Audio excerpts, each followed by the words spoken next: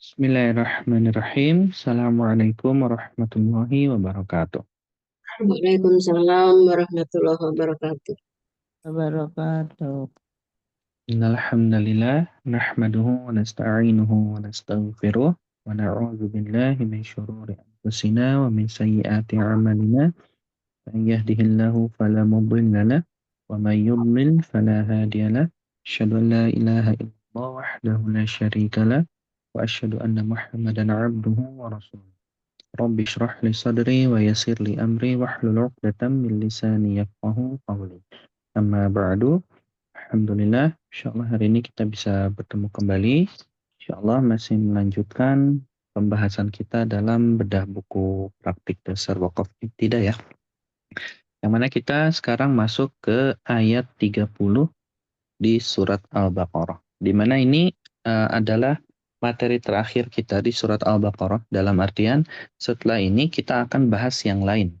Karena untuk bedah buku ini kita hanya menjelaskan tentang makna dari tanda-tanda wakaf. Nah, ini kan ada banyak sekali ya tanda wakaf dan berulang gitu.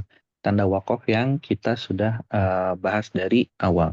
Setelahnya nanti kita akan bahas hal yang jauh lebih penting berkenaan dengan tanda wakaf, yaitu nantinya kita akan bahas antara wakaf dan saktah setelah ini ya, di pertemuan berikutnya insya Allah, karena kadang ada banyak yang masih bingung berkenaan dengan perbedaan wakaf dan saktah. Apalagi kalau ternyata ayatnya pendek atau juga kalau ternyata nafasnya masih panjang. Karena antara wakaf dan saktah itu nanti tidak bisa kita samakan. Nah, kita masuk dulu ke materi kita hari ini, yang mana ini jadi ayat 30 ya, 30 sampai nanti 39 itu jadi penutup di tema besar yang kedua yang ada di surat Al-Baqarah. Karena kan Al-Baqarah itu ada 5 tema besarnya. Dan setiap surat itu memang ada tema-tema besarnya. Kalau kita pelajari itu nanti masuk dalam ilmu maqasidul maaf, bukan maqasidul surah, tapi maudu'at, tafsir maudhu'i. Ada ilmu namanya tafsir maudhu'i, di mana tafsir maudhu'i itu membahas tentang tema-tema yang ada dalam Al-Quran. Misalnya surat Al-Baqarah atau surat Al-Fatihah, tema besarnya apa, Al-Baqarah apa, Ali Imran apa, An-Nisa apa. Sehingga biasanya para ulama kita rahimahumullah yang menuliskan kitab tafsir itu berpegangnya ke situ. Jadi menafsirkannya sesuai dengan tema-temanya. Nah, di ayat 30 di sini kalau kita lihat diawali dengan waw ya, wa idz qala rabbuk. Di mana waw di sini berbeda dengan waw yang biasanya kita kenal dengan waw athof, atau bagi orang awam yang belum belajar bahasa Arab, waw kata sambung yang diterjemahkan dengan dan. Walaupun sebagian besar terjemahan yang ada di waw ini di ayat 30 ini menerjemahkan dengan dan, tapi dan di sini dengan dan yang waw athof itu berbeda maknanya. Kenapa bisa berbeda maknanya? Karena waw di sini bukan waw athof melainkan waw istinaf namanya. Kalau nggak salah saya pernah jelasin ini di pertemuan sebelumnya ya. Bagi yang baru hadir dan masih asing dengan istilah waw istinaf atau jenis-jenis waw yang lainnya, maka bisa bisa melihat di rekaman sebelumnya. Nah, jadi waw di sini adalah waw istinaf. Sebetulnya nggak cocok diterjemahkan dengan dan. Makanya kalau kita lihat di terjemahan atau di mushaf terjemahan Indonesia, ada yang menerjemahkan dengan ada dannya, ada juga yang langsung masuk ke ingatlah ketika Robmu berfirman kepada para malaikat. Dan itu bagi kami lebih cocok, lebih pas karena memang di sini wawnya jenis istinaf. Apa itu istinaf? Istinaf itu adalah waw yang memisahkan antara satu kalimat dengan kalimat lain atau memisahkan satu cerita dengan cerita lain. Misalnya cerita pertama, misal ya kalau kita bawa ke bahasa kita, misalnya cerita pertama kita itu lagi menceritakan tentang tentang tentang si kancil misalnya ya, tentang si kancil. Terus masuk ke cerita berikutnya, ceritanya tentang gajah misalnya kalau nyeritain ke anak. Nah, itu kan dua cerita yang berbeda. Nah, biasanya untuk memisahkan itu kalau di kita kan pakai paragraf baru. Nah, kalau di bahasa Arab itu nanti ada waw salah satunya. Namanya istinaf. Waw istinaf. Jadi waw di sini adalah waw istinaf. Dan ini juga menunjukkan kepada kita bahwa tidak setiap waw itu mempunyai arti dan. Karena nanti ada waw istinaf seperti ini, ada juga waw atof, ada waw hal, ada waw qasam, dan seterusnya. Ada banyak sekali jenis-jenis waw. Apa hurufnya sama, tapi makna makna hurufnya itu beda-beda. Nah, kemudian di sini kalau kita perhatikan di ayat 30 ini, alhamdulillahnya, walaupun ayatnya cukup panjang, di sini kan ada 3 baris ya, 3 baris pas. Tapi di sini juga ada 3 jenis tanda wakaf, di mana tiga-tiganya itu menandakan kita boleh wakaf di sini. Ada qola, ada jim, ada qola lagi. Qola berarti tanda wakaf tam. Ini bisa kita lihat nanti di pembagian wakaf ibtida di halaman 23 ya. Halaman 23. Nah, qola itu berarti tanda wakaf tam.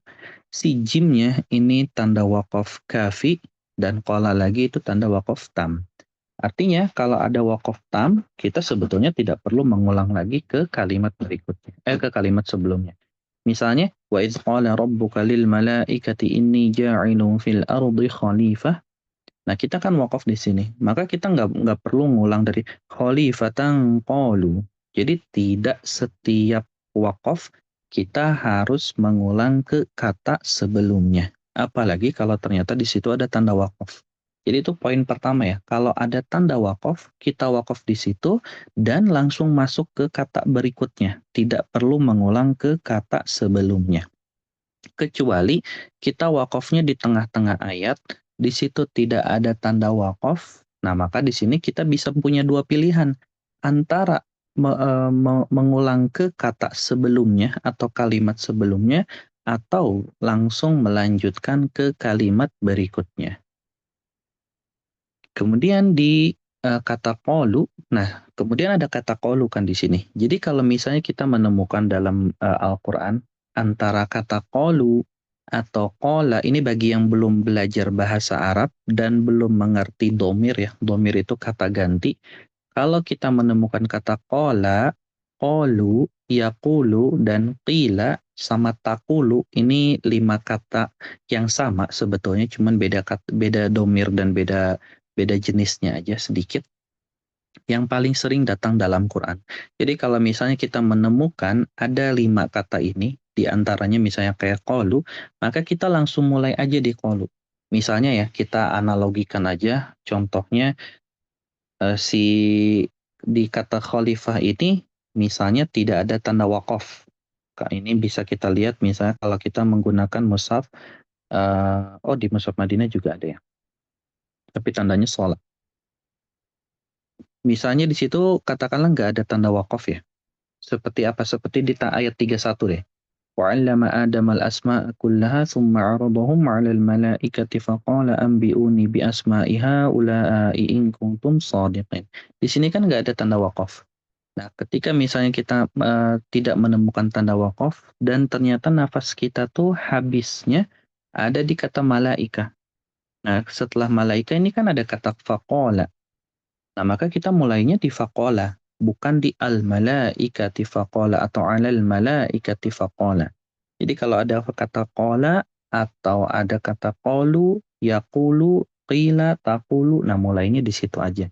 Kenapa? Karena qala itu lagi gantian ngomong gitu ibaratnya. Qala itu kan artinya berbicara. Artinya itu berarti ada orang yang lagi gantian ngomong gitu. Misalnya si A ngomong, kemudian nanti ngomong lagi si B gitu. Lagi gantian ngomong. Dan kalau misalnya kita mulainya dari sebelum qala misalnya alal malaikati, apalagi al malaikati, di sini malaikahnya berharokat kasroh. Jadi kalau dalam bahasa Arab itu nanti kan kita sering menemukan ada harokat fathah, ada harokat kasroh, ada harokat dhammah, dan ada sukun. Sukun itu kebalikannya harokat. Nah, untuk harokat kasroh itu menunjukkan kalimatnya itu apa ya? Kayak kalimat pelengkap gitu. Keterangan kan kalau dalam bahasa Indonesia itu ada SPOK ya. Subjek, predikat, objek, keterangan. Nah, si kasroh itu bagian keterangannya, pelengkapnya gitu. Pelengkap dari sebuah kalimatnya. Kalau fathah itu jadi objeknya. Rata-rata tuh jadi objeknya. Kasroh juga rata-rata jadi keterangannya. Kalau dhammah justru malah jadi si subjeknya atau si permulaan dari dari kalimatnya. Ini tentu masuk dalam kategori isimnya ya. Nah, ketika kita mulai dari al-malaikah, kemudian al-malaikati faqala, nah ini nggak agak rancu nih.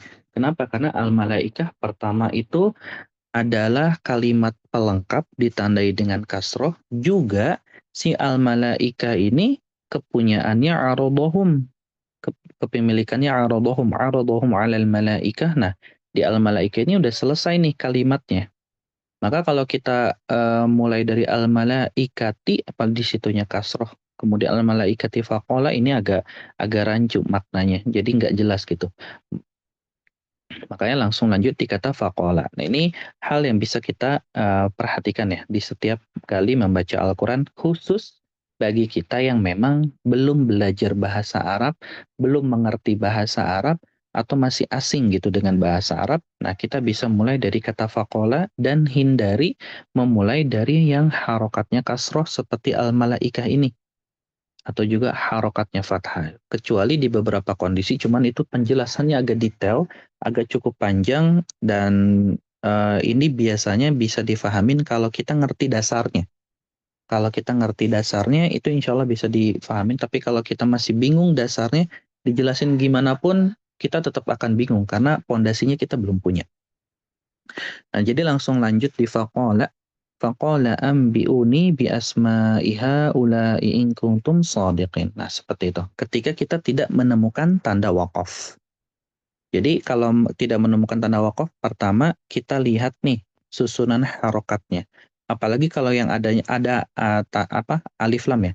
Kalau ada alif lam, kita lihat nih belakangnya dia harokatnya fathah atau kasroh atau dhammah. Tiga itu nih, antara fathah, kasroh, atau dhammah. Kalau kasroh, berarti kita langsung lanjut ke kata berikutnya.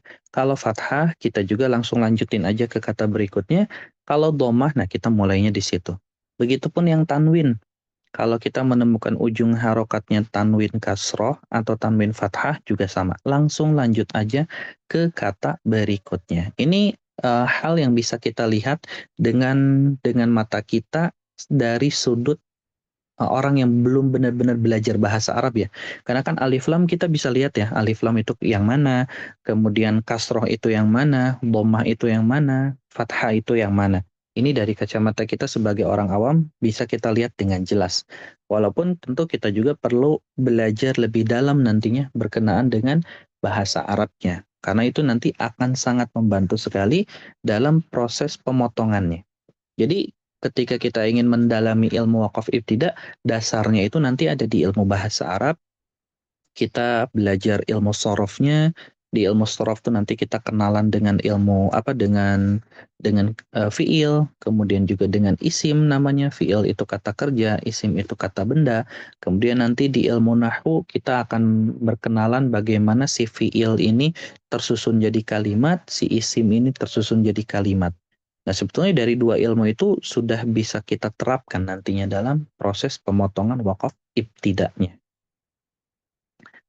Kemudian di ayat 32-nya, nah ini alhamdulillah ada tanda wakaf, illa ma'allamtana. Nah, kalau ada tanda wakaf seperti ini, kita ikutin aja tanda wakaf tersebut, walaupun misalnya nafas kita agak cukup panjang misalnya, katakanlah sampai kata Allah in. Kenapa? Karena di sini kan ada tanda qola. Nah, di mana ulama yang menaruh tanda qola ini artinya dia menelaah nih, oh berarti di tanda qola ini tanda wakofnya udah tam. Tam itu udah sempurna. Berarti kita wakof aja di sini illa ma'allamtana. Kemudian nanti lanjut lagi di kata berikutnya tanpa perlu mengulang ke kata sebelumnya. Langsung innaka antal alimul hakim. innaka antal alimul hakim. Langsung seperti itu. Nah, kemudian di sini di ayat 33 ini kalau kita perhatikan ayatnya cukup panjang. Dan tanda wakofnya ada 3, tapi yang 2 nggak boleh wakof. Cuman ada 1 aja yang boleh wakof, yaitu tanda jim. Qala ya Adamu ambihum bi asma'ihim. Nah, di sini aja nih kita boleh wakof di tanda jimnya. Sedangkan tanda yang lainnya, ini kita nggak boleh wakof. Kalau kita perhatikan ya, bi asma'ihim ada tanda lam. Wal ardi itu juga ada tanda lam. Berarti kita nggak boleh wakof di situ. Terus gimana caranya supaya kita bisa wakof kalau misalnya nafas kita pendek, pilihan kita cuma 2. Kalau misalnya kayak kayak ini nih, kayak apa? Kayak yang bi asma'ihim dulu kan agak cukup pendek ya dari falamma ke bi asma'ihimnya. Tapi walaupun pendek, di sini kita bisa perhatikan ada mad yang cukup panjang nih, ada 2. Falamma itu mad jaiz, bi asma'ihim itu mad wajib, di mana dua-duanya harus dibaca 4 sampai 5 harokat. Jadi untuk yang nafasnya pendek di sini tantangan sekali nih. Karena biasanya kalau udah ketemu dengan mad yang lebih dari 2 agak cepat habisnya. Maka caranya adalah kita potong aja di kata setelah tanda lamnya. Setelah tanda lam di sini kan ada kata kola ya. Nah, maka kita wakaf di situ. Falamma amba'ahum bi asma'ihim qol. Nah, kita wakaf di situ. Qol. Tidak perlu wakaf di bi asma'ihimnya. Kita wakaf di kata qol. Itu sudah pas. Kenapa? Kan bukannya di situ ada tanda lam. Nah, jadi tanda lam itu yang nggak bolehnya kita wakaf di sebelum tanda lamnya. Nah, sebelum tanda lamnya kan ada di kata bi asma'ihim. Tapi kata setelahnya kita boleh. Jadi itu perbedaan lam untuk di tengah ayatnya. Di kata sebelum lamnya kita tidak boleh wakaf. Di kata setelah lamnya kita boleh wakaf. Falamma amba'ahum bi asma'ihim qol. Nah, kita wakaf di situ. Nah, ini kan kita kembali lagi dengan kata kola. Kola atau kolu, yakulu, takulu, qila itu semisal lah dengan itu semua. Terus ada juga kul. Nah, kita mulai dari kata kola. Qala alam aqul lakum inni a'lamu ghaibas samawati wal ard. Nih, kalau sampai wal ard untuk yang nafasnya pendek kan cukup menantang nih. Mungkin ada yang masih punya nafas, tapi banyak juga yang udah habis nafasnya di sini. Nah, gimana caranya? Maka kita potong. Qala alam aqul lakum inni a'lam. Nah, kita potong di situ. Kemudian nanti kita lanjut lagi dari kata ini. Jangan langsung dari kata ghaibah. Kenapa nggak boleh langsung dari kata ghaibah? Karena ghaibah kan harokatnya fathah. Di mana kalau ada harokat fathah, ini kan berarti menunjukkan rata-rata objek. Kalau objek berarti kan dia punya subjeknya. Nah, si subjeknya di mana? Di kata a'lamu. Nah, kita mulai lagi dari kata a'lamu, tapi kita nggak akan mulai di a'lamunya, karena sebelum a'lamu itu ada ini. Ininya ini gampangnya ya, dia tuh temannya si a'lamu lah. Temannya si a'lamu. Jadi kalau temannya berarti kita nggak boleh dilewati nih temannya. Kita baca dari temannya dulu. Dari ini. Inni a'lamu ghaibas samawati wal ardi wa a'lam. Nah, kita wakaf lagi di situ wa a'lam. Ini kan satu kata setelah silamnya wa a'lam. Nah, langsung lanjut wa a'lam.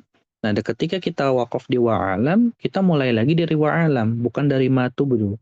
Wa a'lamu ma tubduna wa ma kuntum taktumun. Seperti itu. Tapi kalau kita udah belajar bahasa Arab, ini kan kita tinggal pilih bagian fiilnya aja ya.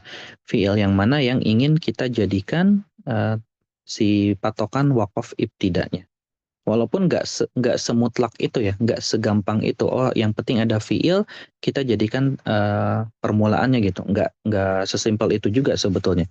Tapi ini untuk dasar, untuk pemula, untuk yang baru belajar, ini bisa dijadikan fiilnya karena lebih menjaga maknanya daripada yang sembarang. Tapi kalau kita udah belajar berbagai macam ilmunya, nah nanti pelan-pelan mulai keliat nih. di mana aja kita harus memotong, di mana aja kita harus memulai. Seperti itu. Fi'il itu dijadikan langkah awal dulu supaya dia nggak terlalu melebar kemana-mana lah si maknanya ya. Seperti itu.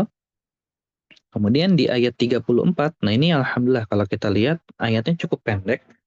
Kemudian juga di situ ada dua tanda waqaf. Nah, kita bisa ikuti tanda waqafnya, terutama yang qala. Wa idz qulna lil malaikati isjudu li adama fasajadu illa iblis. Nah, kita bisa ikuti terutama yang tanda qala. Nah, kalau udah seperti ini, kalau udah ada tanda qala, kita tidak perlu mengulang lagi, langsung lanjut aja. Aba wastakbara wa kana minal kafirin. Nah, untuk yang sholat, pilihan kita ada dua.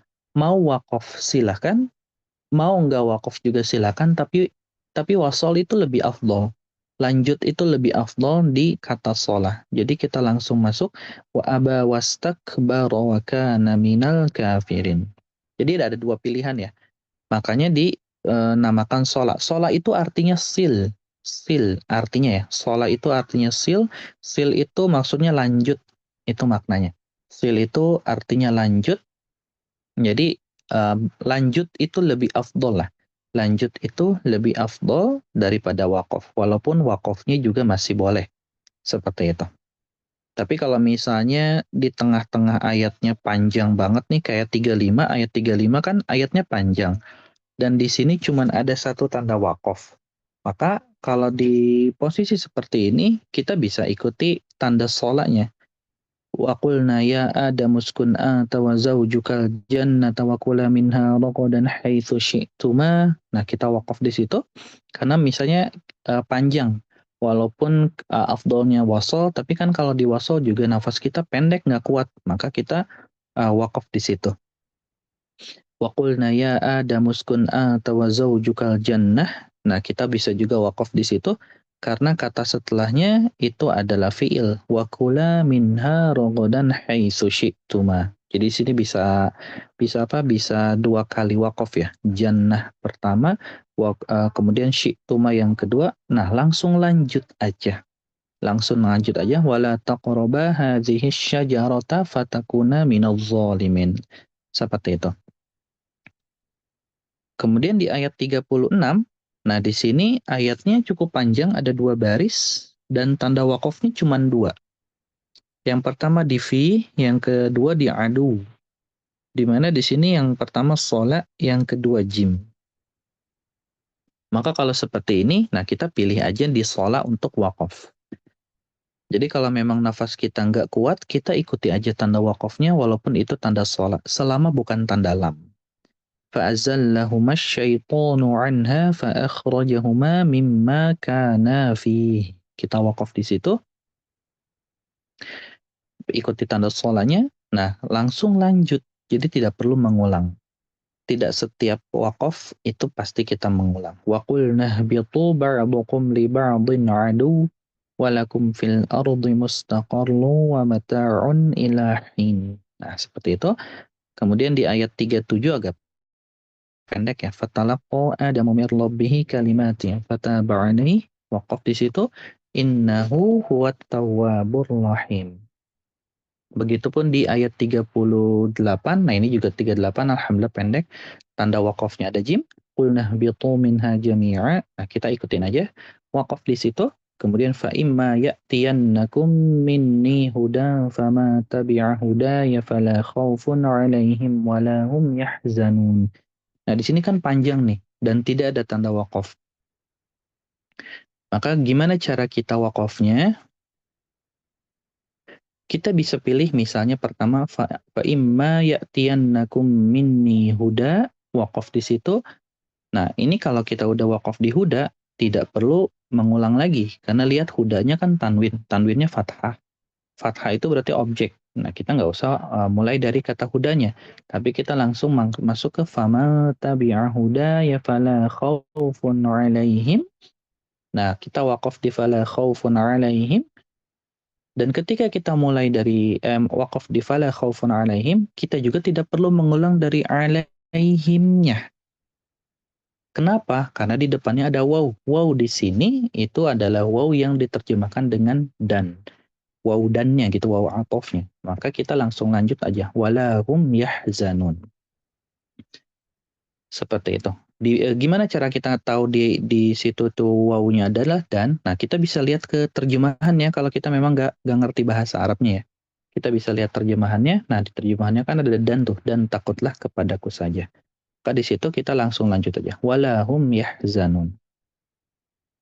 Kemudian di ayat 39-nya, nah di sini ada dua tanda wakafnya, ada jim dan ain.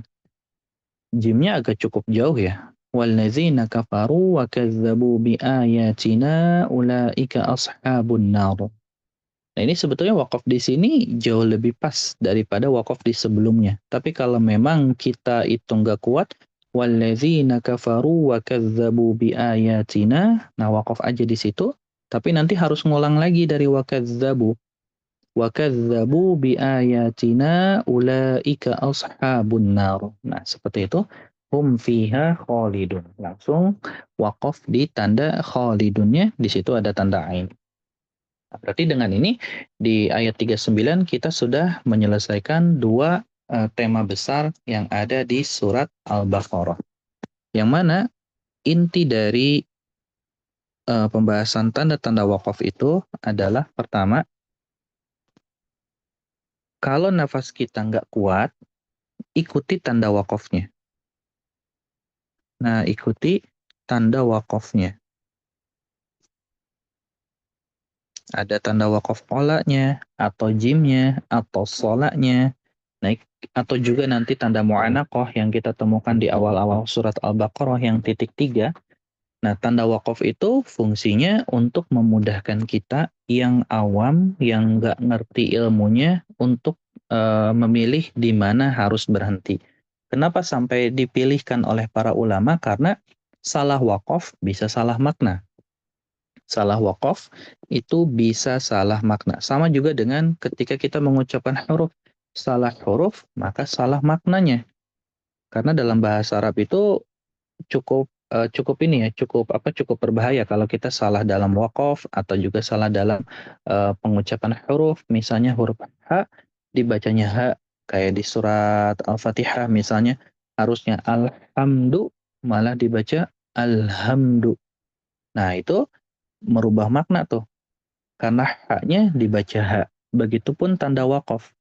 Kalau misalnya tanda wakafnya atau wakafnya kita nggak sesuai, maka nanti juga akan merubah maknanya. Terutama yang tanda lam.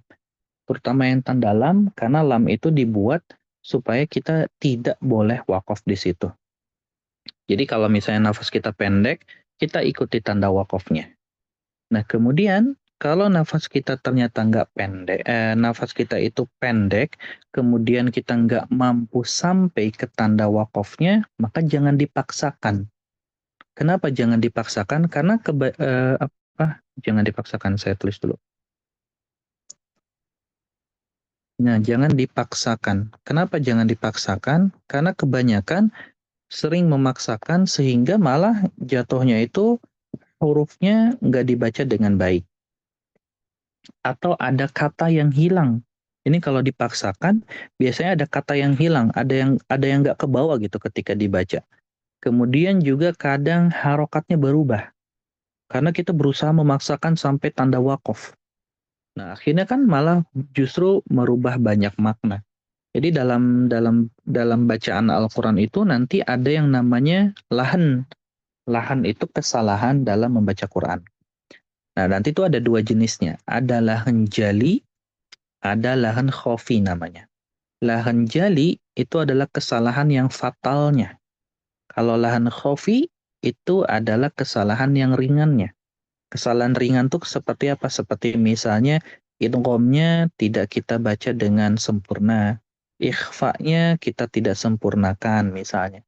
Atau mad wajibnya harusnya 4, kita malah kurangi jadi 3. Nah, itu kesalahan yang ringan. Tapi kalau kesalahan yang fatal, nah ini yang perlu kita jauhi. Seperti apa kesalahan yang fatal? Ada 3 jenisnya.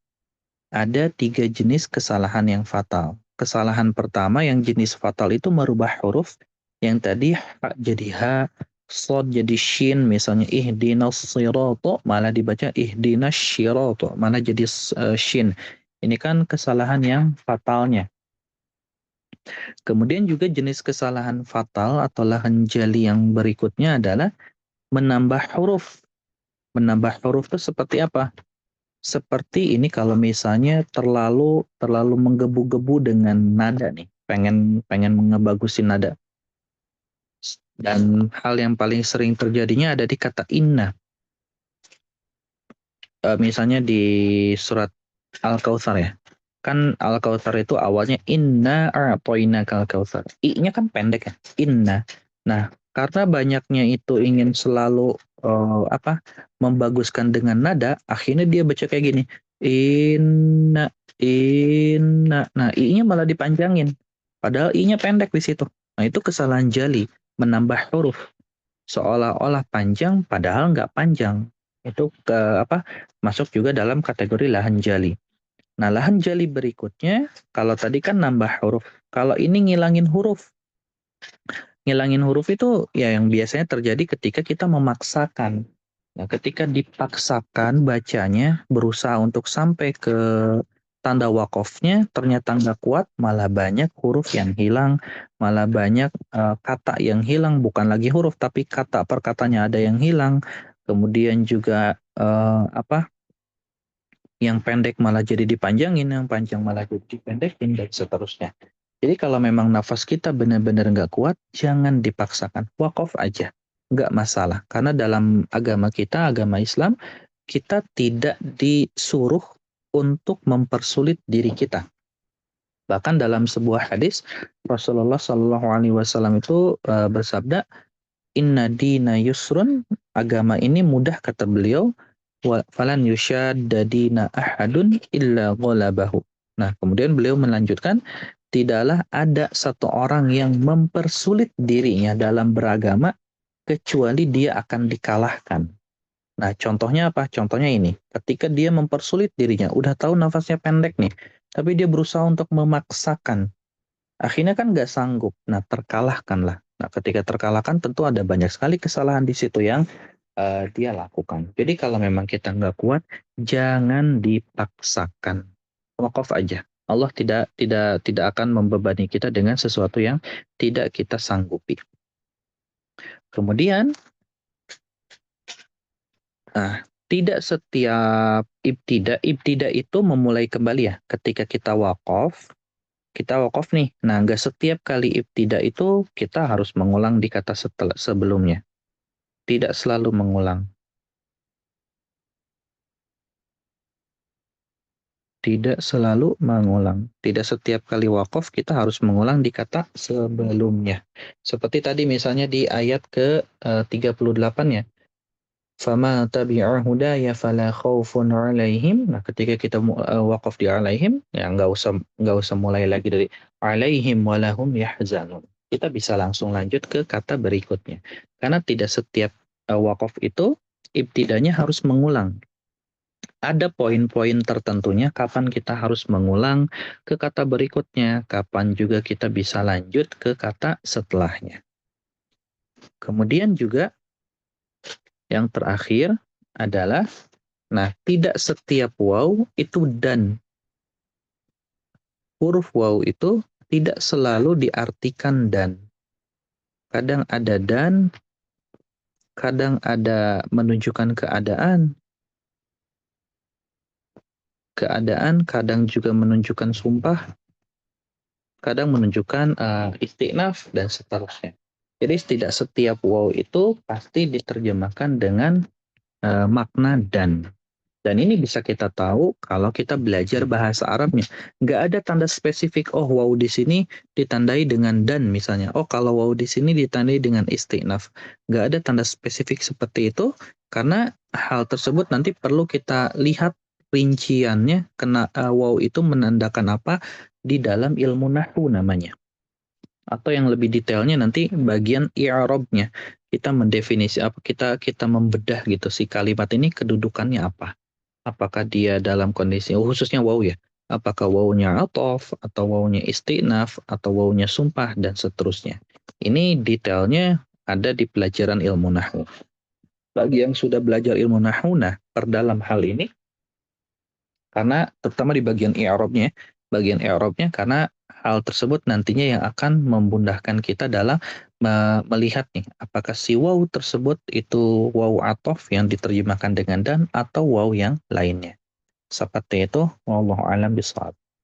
Nah, insya Allah di pertemuan berikutnya kita akan bahas hal yang penting selain Al-Baqarahnya, karena di Al-Baqarah kita selesaikan di ayat 39 membahas tentang makna dari tanda-tanda wakafnya. Nah, masih ada beberapa tanda wakaf yang belum kita bahas, terutama yang di bagian tanda saktah. Nah, antara saktah juga nanti dengan tanda wakaf dan nafas. Karena masih banyak yang menyamakan saktah dengan tanda wakaf ya, dan nafasnya, terutama dengan bagian nafas. Ini kita jelaskan detailnya di pertemuan pekan depan, insya Allah. Oke, sampai sini ada yang ingin ditanyakan? Afwan Ya, Kak. Ustaz, Ya, silakan. Afwan di dalam surah ayat 35 kan sampai dengan misalkan kita seperti tadi disebutkan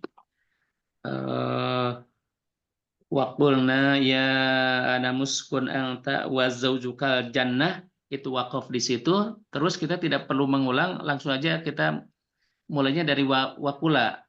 Iya, betul. Wakula minha. Karena fiil. Iya, karena fi'il. Ya, syukran Ustaz. Afwan. Pak Ustadz, ada lagi. Iya, Ibu. Di ayat 30 ada tadi kata haulai. Kalau kita ini nih di ayat 31 bi asmaihim haulai. Kebetulan nih kita nggak kuat nih nafasnya. Berhenti di haulai, di haula gitu bisa Ustadz. Iya, kalau berhenti untuk yang pemula di mana aja boleh. Oh, tapi terus bisa lanjut in kuntum shodiqin. Di ayat 31 ya? Ya, ayat 31 ya. Iya, langsung lanjut aja. Lanjut. Oh ya, oke. Ya, makasih Ustaz itu. Iya, sama-sama. Karena ini banyak sekali haula ini. Ada lagi? Bertanya Pak Ustadz. Iya, Ibu. Untuk yang ibtidak, yang untuk kita berhenti, itu kan kita harus nyari seperti tadi itu mini huda yang ada patah apa namanya Tanwin. tanwin gitu ya, yang ada tanwin. Terus yang kedua yang ada kasroh seperti alaihim, apa betul begitu? Iya, betul. Jadi kalau misalnya kita ketika wakaf itu pas sekali nih di kata yang ada tanwin fathah atau fathah aja, atau di tanwin kasro atau kasro aja, nah berarti kita bisa langsung lanjut ke kata berikutnya. Ya. Terus kalau yang alaihim ini apa tandanya bahwa kita boleh berhenti itu? Apa karena kasrohnya? Kasrohnya, Bu. Oh, jadi Pertama tidak. kasrohnya, yang kedua di depannya ada waw. Oh, ya. Jadi kita tidak perlu mengulang gitu ya. Iya, betul. Yang tadi itu apa namanya yang kalau domah yang tidak boleh itu contohnya seperti gimana Pak Ustadz? Bomah yang tidak boleh, maksudnya? Ya tadi tidak boleh berhenti di domah itu. Contohnya seperti apa? Oh, contohnya seperti ini di ayat 39. Coba Ibu buka. Iya. Nah, ulaika ashabu. Nah, bu kan di situ domah tuh. Jadi nggak boleh. Iya, betul. Jadi yang kita nggak boleh berhenti itu di domah sama di apa aja? Di domah aja. Di domah aja. Ya. Oh iya. Ya.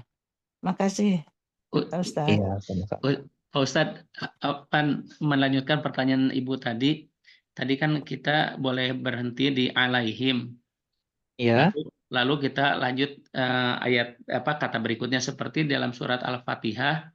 Berarti siratal ladzina an'amta 'alaihim ghairil maghdubi 'alaihim. Misalkan tadi tidak kuat napas, itu langsung waladhdallin atau dari ghairil maghdubi. Dari ghairil maghdubi.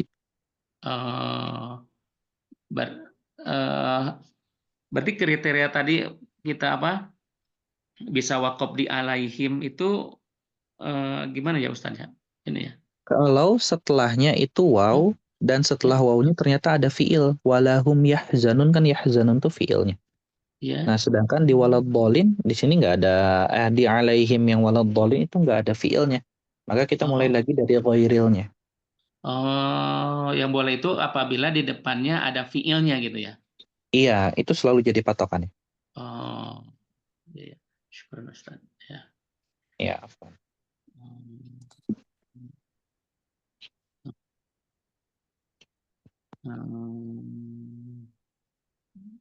Ya, jadi ini satu tips ya untuk yang belum belajar bahasa Arab, gimana cara kita tahu fiilnya yang mana sih gitu kan, atau isimnya yang mana, belajar namanya ilmu shorof ada nih. Ada namanya ilmu shorof. Ini ilmu dasar banget dalam bahasa Arab. Atau mungkin kalau kita bilang ya, kalau dalam bahasa ini analogi saya aja supaya memudahkan, belajar alfabetnya gitu. Walaupun alfabet itu bukan di bagian sorofnya ya, tapi dasarnya sekali ini bagian ilmu sorof. Karena nanti di ilmu sorof itu kita akan belajar tentang bagaimana setiap kata itu berubah. Contoh misalnya kita mungkin sering ketemu kata nazala dalam Quran ya. Nazala, ada juga anzala, ada juga tanazzala. Nah, ini sebetulnya satu kata yang sama, cuman dia berubah-ubah. Yang mana nih? Yang kedua ketambahannya ada hamzah. Yang ketiga ketambahannya ada ta dan tasydid. Nah, kalau misalnya kita hilangkan nih, yang kedua nih hamzahnya kan masih tetap huruf nun, zai dan lam. Yang ketiga kalau kita hilangkan ta dan tasydidnya kan tetap nun, zai dan lam. Masih tetap nazala. Nah, ini maknanya satu kata dasar, tapi karena ada perubahan atau ada tambahan huruf, maka maknanya bertambah, itu yang kedua. Dan yang ketiga, kita jadi tahu nih, oh ternyata dari satu jenis fiil bisa berubah ke fiil yang lain dengan makna yang berbeda. Jadi ilmu shorof ini nanti ngajarin kita belajar satu kata bisa dirubah ke belasan kata gitu. Itu enaknya ilmu shorof. Nah, dari situ nanti kita jadi bisa menentukan mana yang fiilnya, mana yang isimnya. Seperti itu. Ini ada namanya ilmu shorof. Walaupun kita belum terlalu detail ya belajar kayak ilmu nahwunya, ilmu balaghahnya, seperti itu. Di dasar ini pun kita insya Allah sudah bisa. Jadi kalau di sini ada Bapak dan Ibu yang sudah belajar ilmu shorof, nah praktikan di dalam Al-Quran mencari fiil-fiilnya. Nah di situ jadikan bahan ibtidaknya. Jadikan bahan ibtidaknya. Nah kalau misalnya itu udah Bapak Ibu kuasai, nah nanti pelajari ilmu nahwunya. Di ilmu nahwunya baru nanti dilihat dengan detail kedudukan setiap hurufnya. Seperti itu. Wallahu a'lam. Oke, kalau nggak ada lagi, kita akhiri dulu dengan doa kafaratul majlis. Subhanakallahumma wa bihamdika, asyhadu an la ilaha illa anta, astaghfiruka wa atubu ilaik. Assalamualaikum warahmatullahi wabarakatuh. Waalaikumsalam warahmatullahi wabarakatuh. Assalamualaikum warahmatullahi wabarakatuh.